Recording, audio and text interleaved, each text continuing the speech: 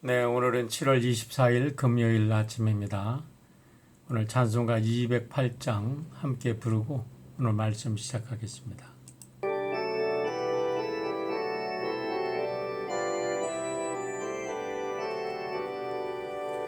내 주의 나라와 주 계신 성전과 피 흘려 사신 교회를 늘 사랑합니다. 내 주의 교회는 천상과 같아서 눈동자같이 아끼사 늘 보시네. 이 교회 위하여 눈물과 기도로 내 생명 다하기까지 늘 봉사합니다.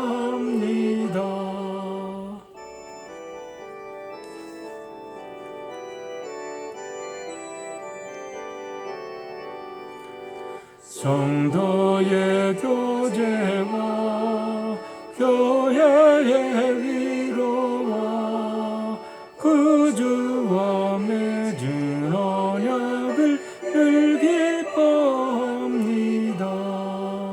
하늘의 영광과 베푸신 은혜가 진리와 함께 영원히 지원에 넘치네.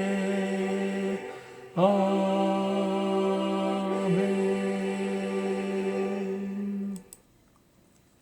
기도하겠습니다. 자비로우신 아버지 하나님 감사합니다.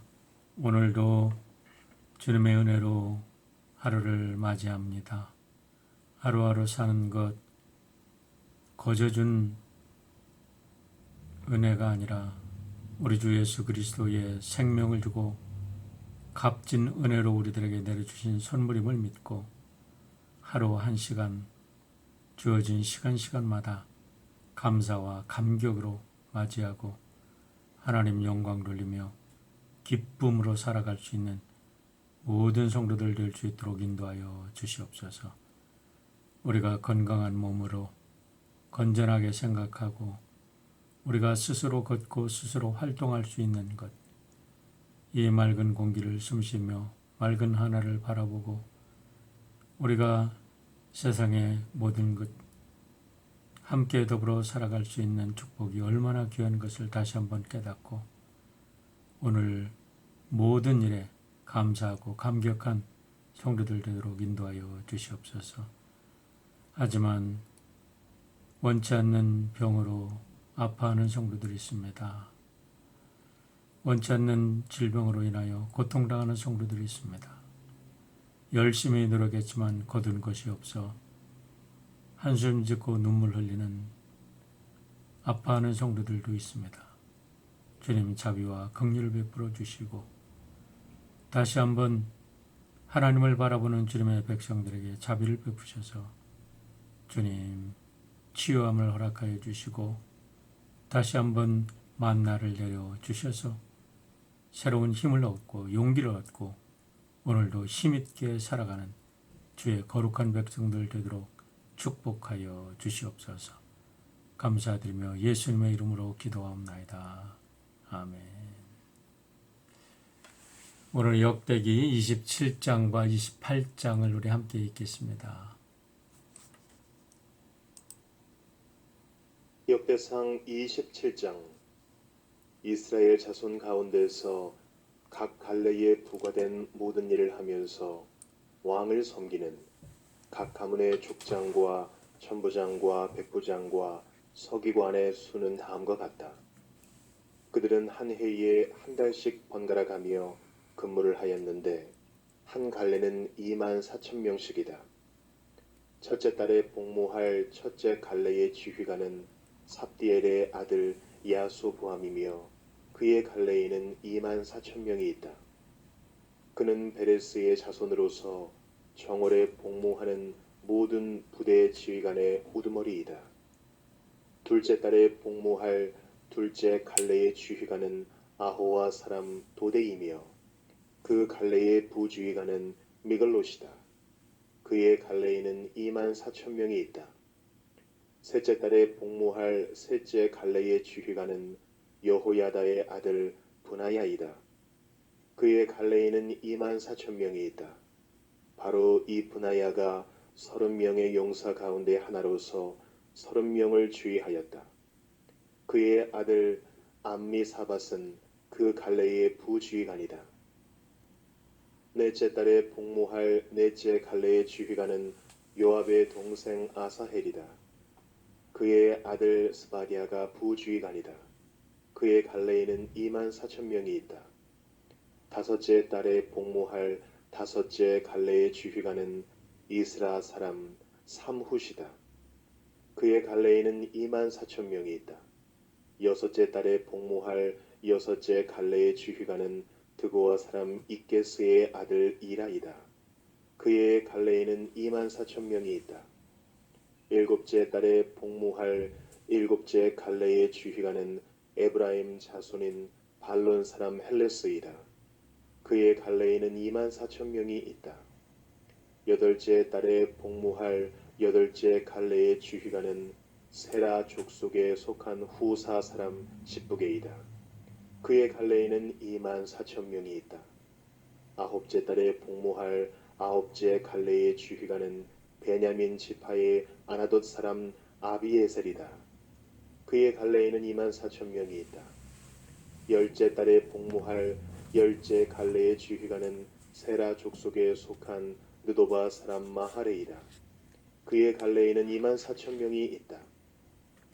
열한째 달에 복무할 열한째 갈레의 주휘관은 에브라임 자손인 비라돈 사람 분하야이다. 그의 갈레에는 2만 4천 명이 있다. 열두째 달에 복무할 열두째 갈레의 주휘관은 온니엘 자손의 느도바 사람 헬데이다. 그의 갈레에는 2만 4천 명이 있다. 이스라엘 각 지파의 영도자들은 다음과 같다.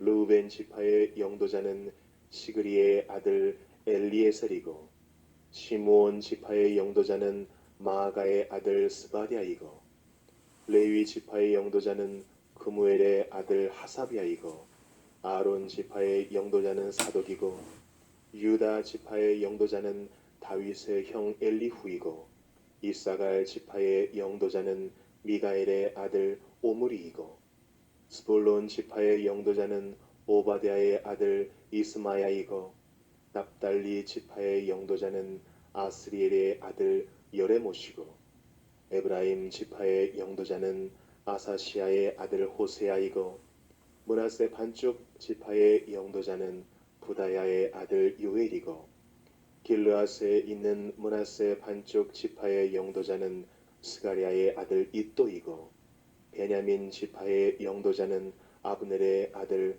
야하시엘이고, 단 지파의 영도자는 요로함의 아들 아사렐이다. 이들이 이스라엘 각 지파의 영도자이다. 주님께서 이스라엘 사람을 하늘의 별만큼 많게 해주겠다고 약속하셨기 때문에 다윗이 20살 이하의 사람 숫자는 조사하지 않았다. 수르야의 아들 요압이 인구조사를 시작하였으나 이 일 때문에 주님께서 이스라엘에게 진노하셨으므로 끝마치지 못하였다. 그래서 인구조사 결과가 다윗 왕의 실록에 기록되지 못하였다. 아디엘의 아들 아스마웻은 왕의 곡간을 맡고, 우시아의 아들 요나단은 들녘과 성읍과 마을과 요새에 있는 곡간을 맡았다. 글룹의 아들 에스리는 밭에서 일하는 농민을 관리하였다. 라마 사람 시므이는 포도원을 관리하고, 스밤 사람 삽디는 포도원에서 포도주 곡간을 관리하였다. 게델 사람 바알 하나는 평야의 올리브 나무와 뽕나무를 관리하고, 요아스는 기름 곡간을 관리하였다. 샤론 사람 시드레는 샤론에서 기르는 솥대를 관리하고, 아들레의 아들 사밧은 골짜기에 있는 솥대를 관리하였다. 이스마엘 사람 오빌은 낙타를 관리하고, 메로노트 사람 예드야는 나귀를 관리하고, 하갈 마갈 사람 야시스는 양떼를 관리하였다. 이들이 다윗 왕의 재산을 관리하는 사람들이다. 다윗의 삼촌 요나단은 고문이며 서기관이다. 그는 사리에 밝은 사람이다. 항모니의 아들 여히엘은 왕자들을 돌보았다. 아히도벨은 왕의 고문이고 아렉 사람 후세는 왕의 친구가 되었다. 브나야의 아들 여호야다와 아비아달은 아히도벨의 후임자가 되고 요압은 왕의 군대 총사령관이 되었다. 역대상 28장. 다윗이 이스라엘의 모든 지도자 곧 각 지파의 지도자와 왕을 섬기는 여러 갈래의 지휘관과 전부장과 백부장과 왕과 왕자의 재산과 가축을 관리하는 사람과 환관과 무사와 모든 전쟁 용사를 예루살렘으로 불러 모았다. 다윗 왕이 일어서서 이렇게 말하였다. 나의 형제 자매인 백성 여러분, 나의 말을 들으십시오. 나는 우리 하나님의 발판이라 할 수 있는 주님의 언약궤를 모실 성전을 지으려고 준비를 하여 왔습니다. 그러나 하나님께서는 나에게 너는 군인으로서 많은 피를 흘렸으므로 나의 이름을 위하여 성전을 건축할 수 없다 하고 말씀하셨습니다. 주 이스라엘의 하나님께서 나의 아버지의 온 가문에서 나를 왕으로 택하여 이스라엘을 길이길이 다스리도록 하셨습니다. 주님께서는 유다를 영도자로 택하시고 유다 지파의 가문 가운데서 우리 아버지의 가문을 택하셨으며 우리 아버지의 아들 가운데서 기꺼이 나를 온 이스라엘의 왕으로 삼으셨습니다. 또 주님께서는 나에게 여러 아들을 주시고 그 모든 아들 가운데서 나의 아들 솔로몬을 택하여 주님의 나라 왕좌에 앉아 이스라엘을 다스리게 하시고 나에게 이렇게 말씀하셨습니다. 너의 아들 솔로몬, 그가 나의 성전을 짓고 뜰을 만들 것이다. 내가 그를 나의 아들로 삼으려고 선택하였으니 나는 그의 아버지가 될 것이다. 그가 지금처럼 나의 계명과 나의 규례를 힘써 지키면 나는 그의 나라를 길이길이 굳게 세워줄 것이다. 이제 여러분은 온 이스라엘 곧 주님의 회중이 보는 앞에서 그리고 우리의 하나님이 들으시는 가운데서 주 당신들의 하나님의 모든 계명을 열심히 따르고 지키십시오. 그러면 이 아름다운 땅을 차지할 수 있을 것이고 이 땅을 당신들의 자손에게 길이길이 물려줄 수 있을 것입니다. 나의 아들 솔로몬아, 너는 내 아버지의 하나님을 바로 알고 온전한 마음과 기쁜 마음으로 정성을 다하여 섬기도록 하여라. 주님께서는 모든 사람의 마음을 살피시고 모든 생각과 의도를 헤아리신다. 내가 그를 찾으면 너를 만나 주시겠지만 내가 그를 버리면 그도 너를 영원히 버리실 것이다. 주님께서 성소가 될 성전을 짓게 하시려고 너를 택하신 사실을 명심하고 힘을 내어 일을 하여라. 다윗이 현관과 건물과 곡간과 다락방과 내실과 속죄판 등의 설계도를 그의 아들 솔로몬에게 주었다. 또 그가 영감으로 받은 모든 것, 곧 하나님의 성전들과 주위의 모든 방과 하나님의 성전 곡간과 성물 곡간의 설계도를 주었다. 또 제사장과 레위 사람의 갈례와 주님의 성전에서 예배 드리는 모든 일과 예배에 쓰는 모든 기구도 설명하여 주었다.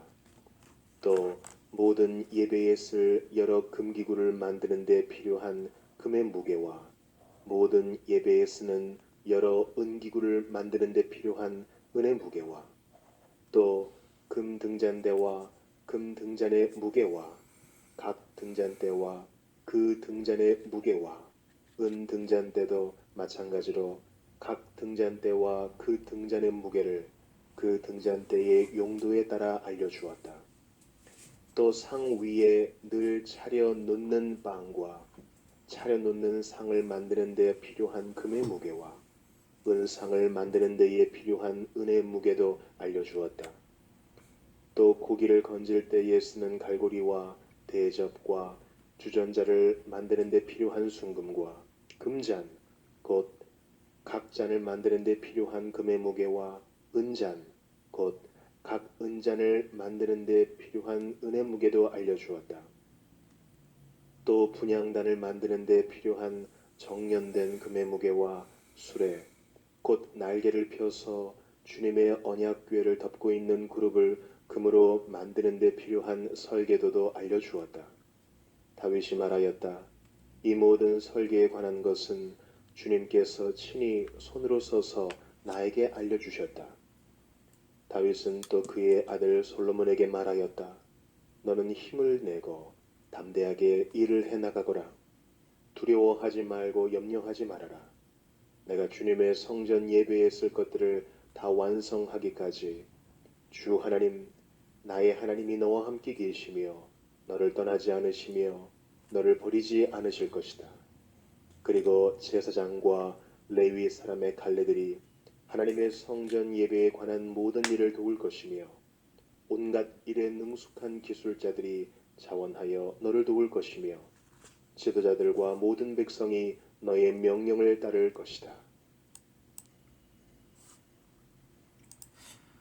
네, 4일 동안 우리 부목사님들께서 말씀을 잘 전해주셔서 너무 감사합니다.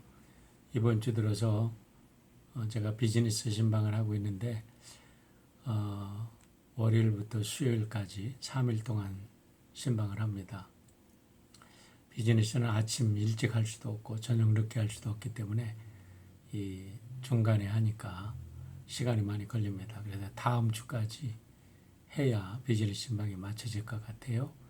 그래서 아직 비즈니스 방문하지 못한 우리 성도님들 가정이 많이 있는데 우리 함께 기도해 주시고 축복해 주시길 바랍니다. 존 하가이 인스티튜트라고 싱가포르에 있었는데요.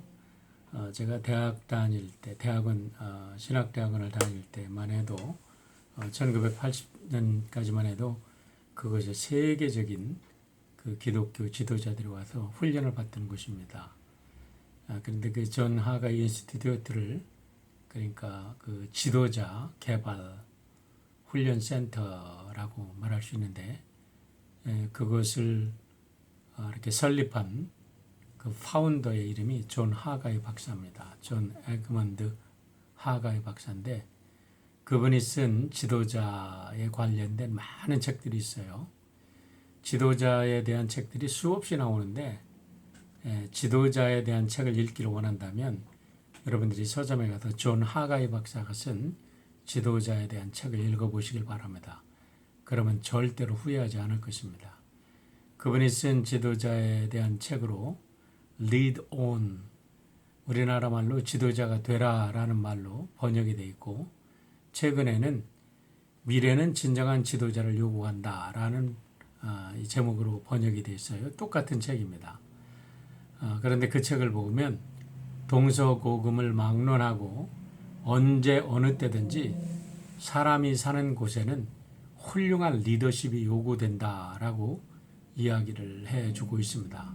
그러면서 그 책엔 리더가 갖춰야 될 12가지 항목을 나누어서 이렇게 잘 기록하고 있는데 제가 어떤 지도자 책을 읽어봐도 이 존 하게 박사의 이 리드 온 지도자가 되라라는 책만큼 지도자에 관한 가장 기본적인 일들을 기본적인 그 필수 요건을 써놓은 책은 없다. 그래서 아주 여러분에게 강추를 합니다.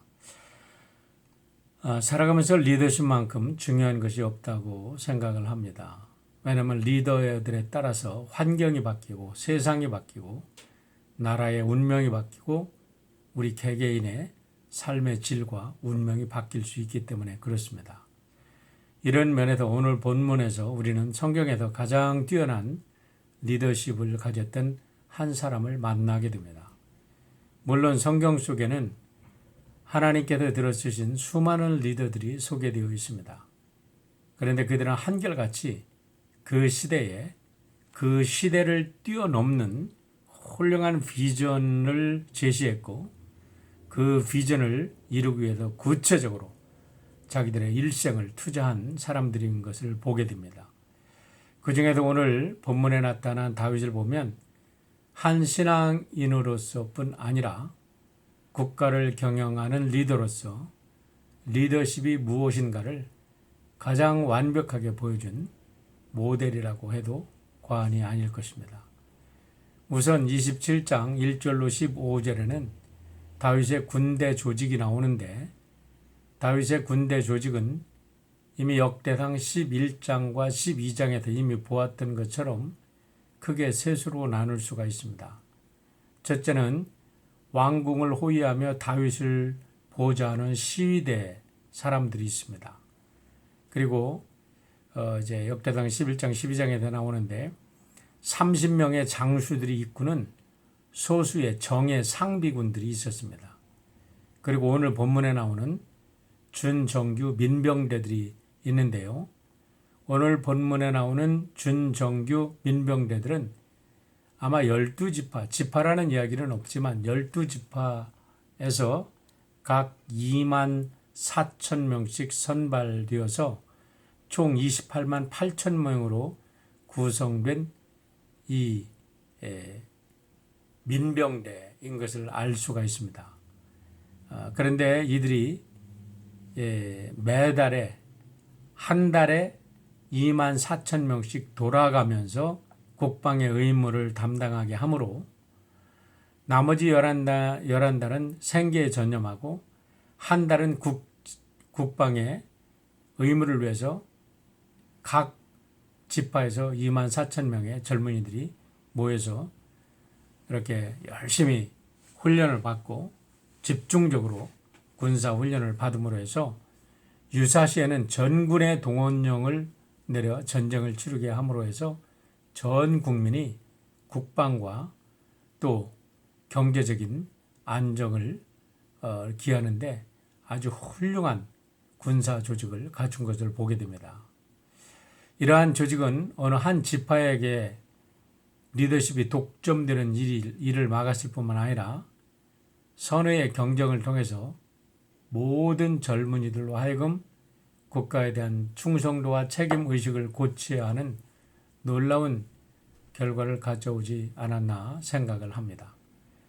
둘째로 16절부터 24절은 12지파의 행정지도자들에 대한 명단인데 재미있는 사실은 오늘 본문에는 아셀지파와 갓지파의 지도자 명단은 생략되고 있는 반면에 레위지파에서 2명, 므낫세 지파에서 2명 이렇게 2명씩 더 추가가 됨으로 해서 12지파를 12 지도자가 행정적 지도자로 지금 거론되고 있습니다.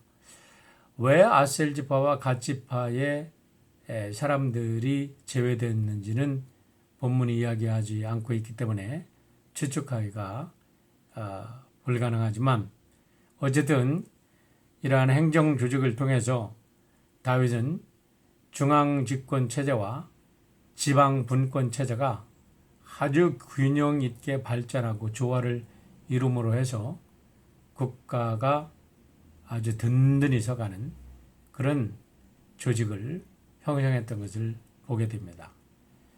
25절로 31절의 내용은 우리로 하여금 다윗이 얼마나 지혜롭고 뛰어난 성군이었음을 알려주는 부분입니다.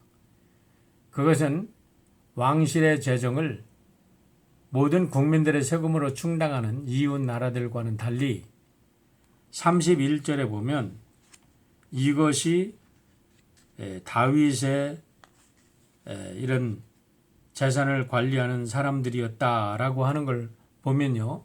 여기에 나오는 모든 사람들이 이 왕실의 재정을 담당하는 사람들이에요.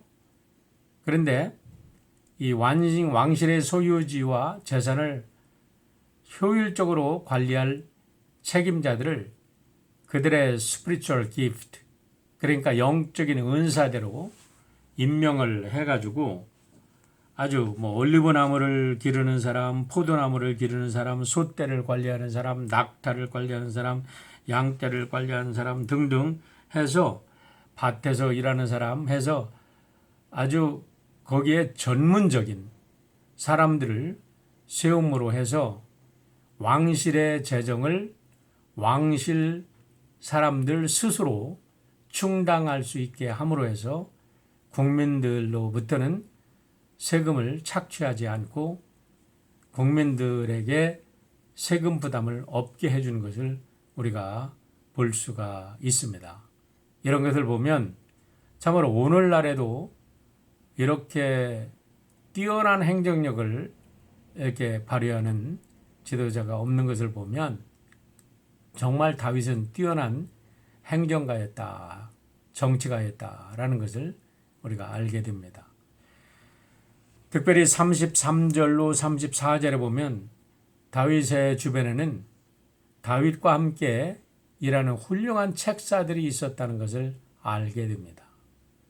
자신 스스로 절대 권력에 취해서 잘못된 결정을 하지 않도록 스스로 제동장치를 설치하므로 절대 왕정 체제임에도 불구하고 전문가들의 말을 경청해서 국가를 경영하는 리더십을 발휘한 다윗의 모습을 우리가 보게 되는 것입니다. 우리나라 조선시대의 역사를 살펴보아도요, 조선시대 최고의 성군이라고 말할 수 있는 세종대왕 때 보면 세종대왕 주변에는 군사, 경제, 과학, 예술 각 분야의 뛰어난 리더들이 아주 수없이 있었던 것을 우리가 알게 됩니다. 왜 하필이면 세종 때만 그렇게 뛰어난 인재들이 있었을까요? 저는 꼭 세종 때만 그렇게 위대한 리더들이 있다고 생각하지는 않습니다. 언제 어느 때나 훌륭한 지도자들은 많이 있습니다.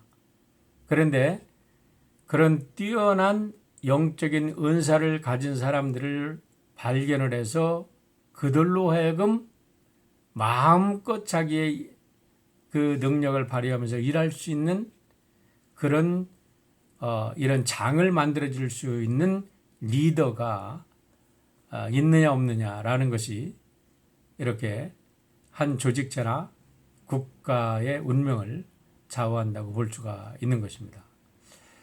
또 하나 우리가 이순신 장군은 세계 해전사에 있어서 백전백승의 승리를 거둔 장군으로 지금 세계가 인정하는 우리나라의 정말 자랑스러운 장군입니다. 그런데 어떻게 이순신 장군께서 이렇게 백전백승을 할 수 있었을까? 그것은 이순신 장군 한 사람만의 머리에서 나온 일이 아니라는 거예요. 그 곁에는 정운 장군, 정걸 장군, 나대용 장군, 이 나대용이라는 분이 거북선을 만든 분이죠. 송희립 장군, 이억기 장군과 같은 이순신 장군의 못지않은 걸출한 참모들이 있었기 때문에 군사적인 열세에도 불구하고 임진왜란을 승리로 이끌었다고 모든 사람들이, 역사가들이 평가를 합니다. 세상에는 독불 장군이 있을 수가 없습니다. 위대한 일을 한 사람 주변에는 언제나 그 위대한 사람이 가진 비전을 공유하며 그 비전을 함께 이루기 위해서 자신의 모든 것을 헌신했던 사람들이 많이 있었음을 우리가 알게 됩니다. 중요한 것은 아까도 말씀드렸지만은 지도자가 어떻게 이렇게 훌륭한 인재를 알아보고 그들의 재능에 따라서 적재적소에 그들을 세워주고 그들을 인정해주고 그들과 함께 일을 할 수 있었느냐라는 것이 중요하고, 두 번째는 그들과 함께 생명을 내게로도 아깝지 않은 거룩한 공동의 비전을 함께 했다는 겁니다. 그게 뭔가요? 앞에서 우리 앞장에도 쭉 봤지만 이스라엘 나라를 하나님을 예배하는 거룩한 선민 공동체, 하나님을 예배하는 공동체로서의 거룩한 비전을 함께 나눌 때 가능했다는 것이지요. 정말 오늘 교회도 마찬가지입니다. 사심을 가지고 자기 욕심을 채우려는 사람들은 아무리 뛰어난 능력을 가지고 있다 해도 공동체를 분열시킵니다. 하지만 우리가 정말로 하나님의 영광을 위해서 한 마음이 한 뜻이 된다 그러면 우리는 오늘도 다윗 못지않은 이런 훌륭한 리더들이 함께 모여서 우리 하나님의 나라를 능히 건설하고 위대한 교회를 세울 수 있다고 믿습니다. 중요한 것은 우리가 어떻게 나 자신의 사소한 감정과 욕심을 버리고 얼마나 우리가 하나님 주신 비전에 함께 그 비전을 공유하며 그 비전에 우리의 삶을 불태울 수 있느냐라는 것에 모든 것이 달려있다고 생각을 합니다. 28장은 다윗 왕이 백성의 지도자들과 솔로몬 왕에게 내린 유언입니다. 1절부터 8절은 백성의 지도자들에게 내린 유언이고 9절부터 21절은 아들 솔로몬에게 내려준 유언의 내용인데 그 유언의 내용에도 동일하게 다윗의 비전이 아주 뜨거운 비전이 함께 나누어주고 있음을 알 수가 있습니다. 그게 무엇입니까? 어떻게 하면 하나님을 섬기는 백성으로 이 나라를 세울 수 있느냐? 어떻게 해야 우리가 하나님께서 축복하시는 나라를 세울 수 있느냐? 그래서 하나님의 성전을 건축하는 그런 비전을 이제 마지막 유언으로 나누어 주고 있는 다윗을 볼 수가 있습니다. 다윗은 각계각층의 모든 지도자들을 다 불러드립니다. 각 지방에 있는 관리들을 다 불러놓고 마지막으로 성전을 건축하는 거룩한 비전을 나눠주는 거예요. 하나님께서 내가 이러이러한 비전을 가졌는데 하나님께서 나는 너무나 피를 많이 흘린 사람이기 때문에 나를 통해서는 하나님의 거룩하신 하나님의 성전을 내가 세울 수 없지만 하나님께서 나의 아들 솔로몬을 통해서 하나님이 계시는 성전을 건축할 계획을 나에게 말씀해 주셨다라고 밝힘으로 해서 국민들로 하여금 자연스럽게 후계자 솔로몬을 왕으로 섬기는 또 충성을 하는 일을 유도하였고 또 그들 모두로 하여금 하나님의 성전을 짓는 뜨거운 열정을 불어넣어 줌으로 해서 온 국민의 마음을 하나로 묶어주는 다윗의 탁월한 리더십을 보게 됩니다. 이어서 9장 9절부터 21절까지 다윗은 후계자 솔로몬에게 성전 건축에 대한 자세한 청사진을 유언으로 내려주는데 이 모든 설계도를 하나님께로부터 직접 받았다. 영감을 통해서 내가 받았다라고 얘기를 하는데 가만히 보면 이 모든 것이 출애굽기 26장의 내용과 일치하고 있음을 볼 수가 있습니다. 그러니까 이것을 볼 때 다윗은 하나님의 말씀을 얼마나 철저하게 사랑하고 묵상했는지를 알게 됩니다. 다윗이 하나님의 말씀을 얼마나 사랑했는가를 시편 119편에 잘 표현하고 있는데 특별히 103절에도 이렇게 고백합니다. 주의 말씀의 맛이 내게 어찌 그리 단지요 내 입에 꿀보다도 더 다니이다. 이런 것을 보면 다윗이 출애굽기 26장을 읽을 때에 성령께서 그를 크게 감동시켜 주셨고 그 기록된 그 언어들이 살아 움직여서 다윗의 마음속에 상상력을 자극하고 다윗의 풍부한 영성을 자극해서 하나님의 성전의 비전을 이렇게 본 것을 우리가 알게 되는 거지요. 그래서 아주 세밀하게 그런 하나님의 그런 기록된 말씀이 이제 하나님의 영적인 비전으로 다가와서 그것을 가지고 아주 세밀하게 하나하나 성전을 짓는 이런 설계도를 아들 솔로몬에게 내려준 것을 볼 수가 있습니다. 그렇습니다. 하나님의 말씀을 사랑하고 묵상할 때 우리가 하나님의 말씀을 읽으면 그 하나님의 말씀이 놀라운 영적인 영감으로 우리에게 다가오고 우리의 가슴을 뜨겁게 해서 하나님의 말씀이 우리 안에 살아 역사하게 되는 것입니다. 우리들도 이렇게 하나님의 말씀을 사랑하고 하나님의 말씀을 묵상할 때 다윗처럼 하나님 말씀 속에도 이런 위대한 비전을 발견하고 우리 자손들에게 이런 비전을 함께 공유하고 내려줄 수 있는 우리 모두가 됐으면 좋겠습니다. 9절과 10절, 20절과 21절 다윗이 솔로몬에게 내려준 유언에 대해서 다시 한번 읽어드리겠습니다. 나의 아들 솔로몬아, 너는 내 아버지의 하나님을 바로 알고 온전한 마음과 기쁜 마음으로 정성을 다하여 섬기도록 하여라. 주님께서는 모든 사람의 마음을 살피시고 모든 생각과 의도를 헤아리신다.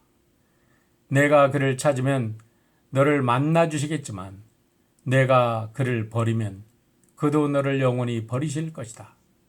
주님께서 성수가 될 성전을 짓게 하시려고 너를 택하신 사실을 명심하고 힘을 내어 일을 하여라.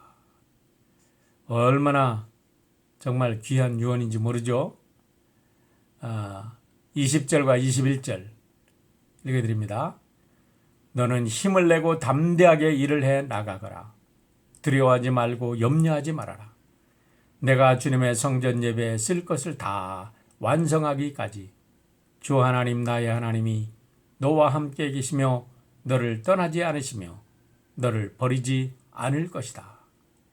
그리고 제사장 레위 사람의 갈레들이 하나님의 성전 예배에 관한 모든 일을 도울 것이며 온갖 일에 능숙한 기술자들이 자원하여 너를 도울 것이며 지도자들과 모든 백성이 너의 명령을 따를 것이다.